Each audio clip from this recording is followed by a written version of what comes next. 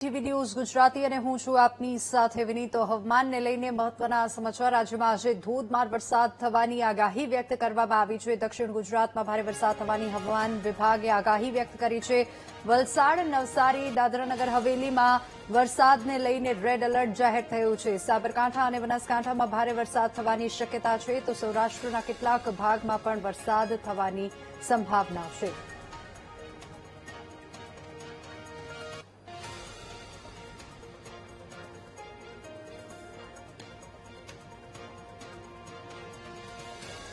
તો હવામાન વિભાગે અતિ ભારે વરસાદની આગાહી વ્યક્ત કરી છે અને આપણે હવે એ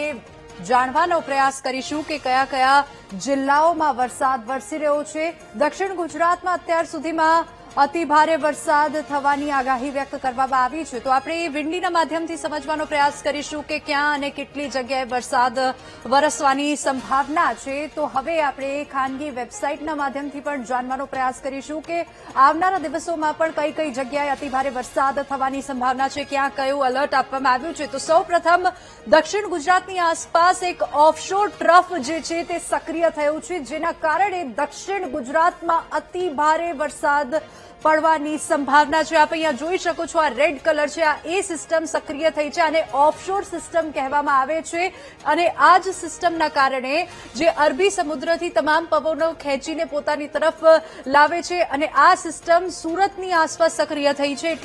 એટલા માટે જ સુરતની આસપાસ અને દક્ષિણ ગુજરાતની આસપાસના આ ભાગોમાં સાથે જ સૌરાષ્ટ્રના પટ્ટામાં પણ કેટલીક જગ્યાએ અતિ ભારે વરસાદ થવાની સંભાવના છે આ 22 તારીખની તસવીર આપ અહીંયા જોઈ શકો છો સુરત વાપી આ તમામ સાથે જ મહુવા ભાવનગર અને વડોદરામાં પણ ક્યાંક મધ્ય અંશે વરસાદ વરસી શકે છે વેરાવળમાં પણ વરસાદ થવાની સંભાવના છે જૂનાગઢમાં પણ વરસાદ થાય તેવી સંભાવના છે રાજકોટમાં પણ હળવાથી મધ્યમ વરસાદ થવાની સંભાવના છે પરંતુ જે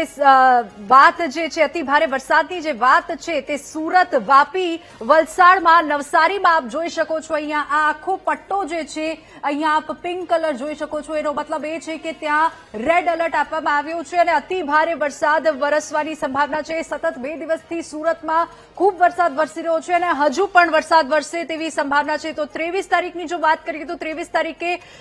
ઉત્તર ગુજરાત મધ્ય ગુજરાત અને કેટલાક જિલ્લાઓમાં અહીંયા આપ જોઈ શકો છો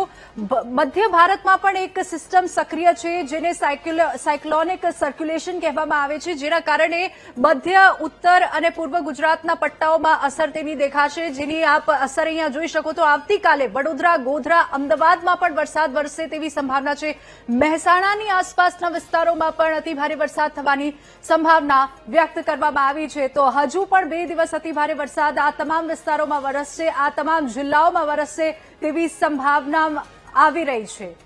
તો હવે આપણે વિંડીના માધ્યમથી પણ એ જોયું કે 2 દિવસ હજુ પણ અતિ ભારે વરસાદ થવાની સંભાવના છે તો હવે જે રીતે નિષ્ણાંતોએ પણ જણાવ્યું છે અને આ વિંડીના માધ્યમથી પણ આપણે જોયું કે આજે અને આવતીકાલે દક્ષિણ ગુજરાત મધ્ય ગુજરાત ઉત્તર ગુજરાત અને પૂર્વ ગુજરાતની આસપાસ